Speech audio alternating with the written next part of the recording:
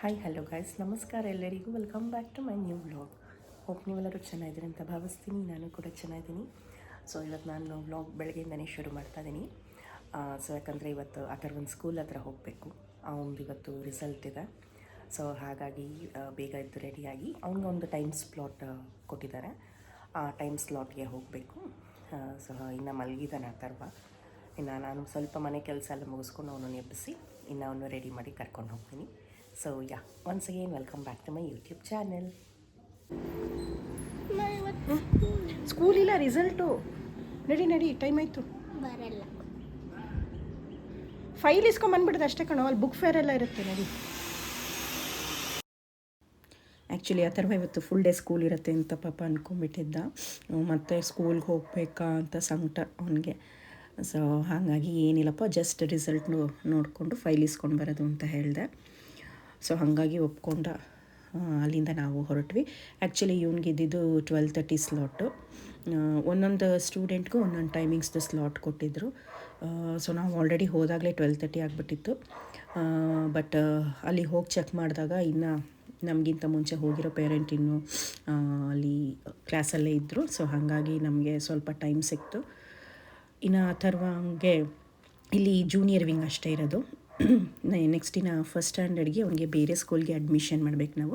But ಈ ಸ್ಕೂಲಲ್ಲಿ ಏನಪ್ಪ ಅಂದರೆ ಜಸ್ಟ್ ಪ್ಲೇ ಗ್ರೂಪಿಂದ UKG ತನಕ ಅಷ್ಟೇ ಇರೋದು. ಸೊ ಇವ್ರದ್ದು ಮೇಯ್ನ್ ಬ್ರ್ಯಾಂಚ್ ಬಂದು ಇನ್ನೊಂದು ಕಡೆ ಇದೆ. ಸೊ ಇನ್ನು ನೆಕ್ಸ್ಟ್ ಫಸ್ಟ್ ಸ್ಟ್ಯಾಂಡರ್ಡ್ಗೆ ಅವನ್ನ ಅಲ್ಲಿಗೆ ಸೇರಿಸ್ಬೇಕಾಗುತ್ತೆ. ಇನ್ನು ಇದು ಬಂದು ಕಾರಿಡೋರು. ಆ ಥರ ಒಂದು ಕ್ಲಾಸ್ ಬಂದು ಇರೋದು ಸೆಕೆಂಡ್ ಫ್ಲೋರಲ್ಲಿ. ಅವನು ಇದೆ ನನ್ನ ಕ್ಲಾಸು, ಇದು C ಸೆಕ್ಷನು, ಇದು B ಸೆಕ್ಷನ್ ಅಂತೆಲ್ಲ ನಮಗೆ ಹೇಳ್ತಾ ಇದ್ದ. B ಸೆಕ್ಷನ್ ಅವ್ನ ಕ್ಲಾಸ್ ಹತ್ರನೇ ಅಲ್ಲೇ ಕೂತಿದ್ವಿ.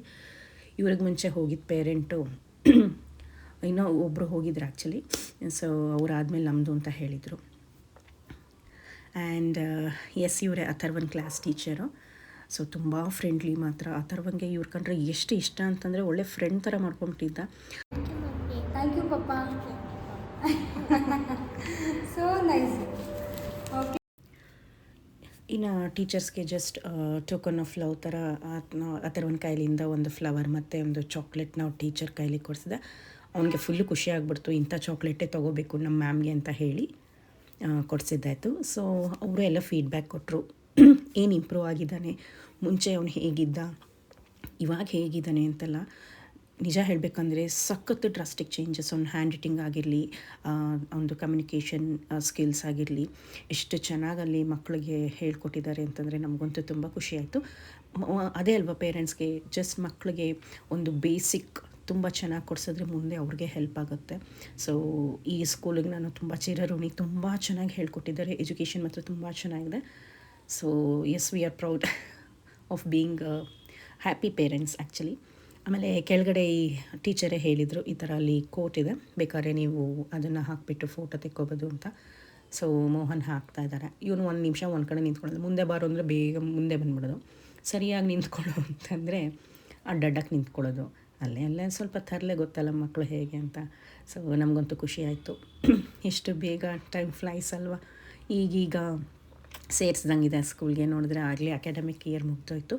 ಇನ್ನು ನೆಕ್ಸ್ಟ್ ಏನಿತ್ತು ಅಂದ್ರೆ ಅವನಿಗೆ ಫಸ್ಟ್ ಸ್ಟ್ಯಾಂಡರ್ಡ್ಗೆ ಬೇರೆ ಸ್ಕೂಲು. ಸೊ ಒಂದೆರಡು ಸ್ಕೂಲ್ ಮೈಂಡಲ್ಲಿದೆ, ಯಾವುದು ಅಂತ ಇನ್ನೂ ಫೈನಲೈಸ್ ಆಗಿಲ್ಲ. ಸೊ ನೋಡಬೇಕು ಎಲ್ಲಿ ಸೇರಿಸ್ತಾರೆ ಮೋಹನ್ ಅವನ ಅಂತ. ಜೊತೆಗೆ ಅವರ ಸ್ಕೂಲಲ್ಲೇ ಬುಕ್ ಫೇರ್ ಕೂಡ ಇತ್ತು.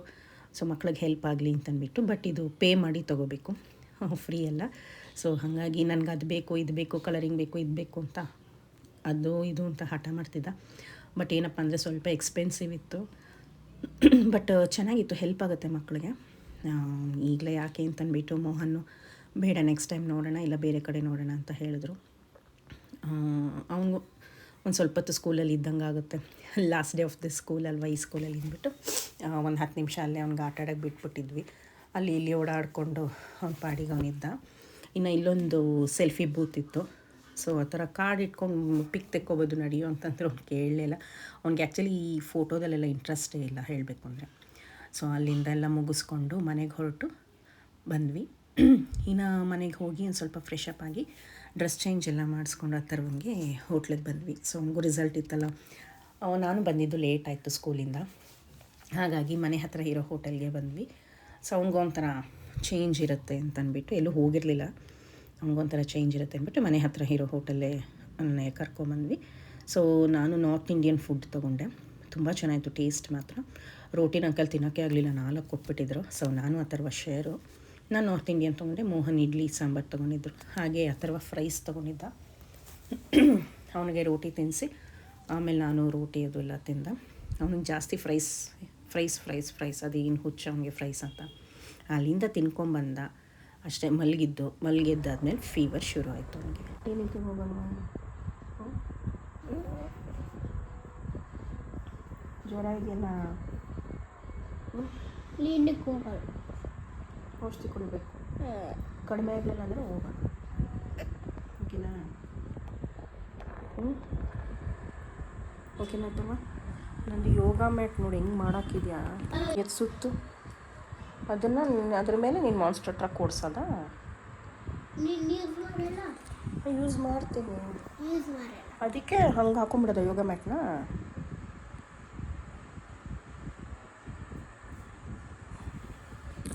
ನಾನು ಯೋಗ ಮ್ಯಾಟ್ನ ಗೈಸ್ ಸ್ಕೂಲಿಂದ ಬಂದಮೇಲೆ ಒಂದು ಸ್ವಲ್ಪ ಹೊತ್ತು ಮಲ್ಕೊಂಬಿಟ್ಟಿದ್ವಿ. ಆ ಬಿಸಿಲಲ್ಲಿ ಹೋಗಿ ಬಂದಿದ್ದು ಸಖತ್ತು ತಲೆನೋವು ಬಂದಿತ್ತು ಅಂತ. ಸೊ ಮಲ್ಕೊಂಡಿದ್ವಿ, ನೋಡಿದ್ರೆ ಅಥರ್ವಂಗೆ ಸ್ವಲ್ಪ ಫೀವರ್ ಕೂಡ ಶುರುವಾಗಿದೆ. ಹಾಗೆ ಯಾಕೋ ಅವನಿಗೆ ಮೂಗಿಂದ ಸ್ವಲ್ಪ ಬ್ಲಡ್ ಬರ್ತಿದೆ. ಅದೇನು ಹೀಟ್ಗಾಗಿದೆಯೋ ಏನೋ ಗೊತ್ತಾಗ್ತಾ ಇಲ್ಲ, ಅಥವಾ ಇವನೇನ ಬೆರಳು ಹಾಕಿ ತಗಲ್ಸ್ಕೊಂಡಿದ್ದಾನೋ ಏನೋ ಗೊತ್ತಾಗ್ತಾಯಿಲ್ಲ. ಸೊ ಹಾಗಾಗಿ ಇವಾಗ ಅವನನ್ನು ಇಲ್ಲ ಮನೆ ಹತ್ತಿರ ಇರೋ ಪೀಡಿಯಾಟ್ರಿಷಿಯನ್ ಹತ್ರ ಕರ್ಕೊಂಡು ಹೋಗ್ತೀವಿ. ನೋಡೋಣ. ಜ್ವರದ್ದೇನೋ ಸಿರಪ್ ಇದೆ, ಬಟ್ ಇದು ಸ್ವಲ್ಪ ಮೂಗಿಂದ ಅದೇನೋ ತೋರಿಸ್ಕೊಂಬರೋಣ ಅಂತ ಹೊರಟಿದ್ದೀವಿ. ನೋಡೋಣ ಡಾಕ್ಟರ್ ಏನು ಹೇಳ್ತಾನೆ ಅಂತ. ಅದು ಗೊತ್ತಾಗ್ತಾಯಿಲ್ಲ ನನಗೂ. ನಾ ಹೇಳ್ದಂಗೆ ಹೀಟ್ಗೆ ಏನಾದರೂ ಆ ಥರ ಆಗಿದೆಯೋ ಏನೋ ಗೊತ್ತಿಲ್ಲ. ಆದರೂ ಸ್ವಲ್ಪ ಮೊಸರನ್ನ ತಿಂದ ಅವನು, ಬಟ್ ಸ್ಟಿಲ್ ಹೋಗಿ ಒಂದು ಸತಿ ತೋರಿಸ್ಕೊಂಬಂದ್ಬಿಡೋಣ, ರಿಸ್ಕ್ ಬೇಡ ಅಂತ ಹೊರಟಿದ್ದೀವಿ. ಸೊ ಎಸ್, ಡಾಕ್ಟರ್ ಹತ್ರ ಹೋಗಿ ಬಂದು ನಿಮ್ಗೆ ಅಪ್ಡೇಟ್ ಮಾಡ್ತೀನಿ. ಸೊ ನಾವು ಹೋಗೋತ್ತಿಗೆ ಇನ್ನೂ ಡಾಕ್ಟರ್ ಬಂದಿರಲಿಲ್ಲ. ಹೋಗಿದ ತಕ್ಷಣ ಹೆಸರು ಬರೆಸ್ಬೇಕು. ಅವರು ಕಾಂಟ್ಯಾಕ್ಟ್ ಮಾಡಿದಾಗಲೇ ಹೇಳೋದಿಲ್ಲ, ಜಸ್ಟ್ ಡಾಕ್ಟರ್ ಬರ್ತಾರಾ ಇಲ್ವಾ ಅಂತ ಹೇಳ್ತಾರೆ ಹೊರತು ಅಲ್ಲಿ ಹೋಗಿ ನಾವು ನೇಮ್ ಬರೆಸ್ಬೇಕು. ಸೊ ಫಸ್ಟ್ ನೇಮೇ ಅಥರ್ವ ಇತ್ತು, ಸೊ ಯಾರೂ ಬಂದಿರಲಿಲ್ಲ. ಹಾಗಾಗಿ ನಮ್ಮದು ಅಲ್ಲಿ ಕನ್ಸಲ್ಟೇಷನ್ ಕೂಡ ಬೇಗ ಮುಗೀತು. ಸೊ ಗೈಸ್ ಕ್ಲಿನಿಕ್ಕಿಗೆ ಹೋಗಿ ಬಂದ್ವಿ. ಅಥರ್ವಂಗೆ ಸ್ವಲ್ಪ ಇನ್ಫೆಕ್ಷನ್ ಆಗಿದೆ ಅಂತ ಹೇಳಿದ್ರು.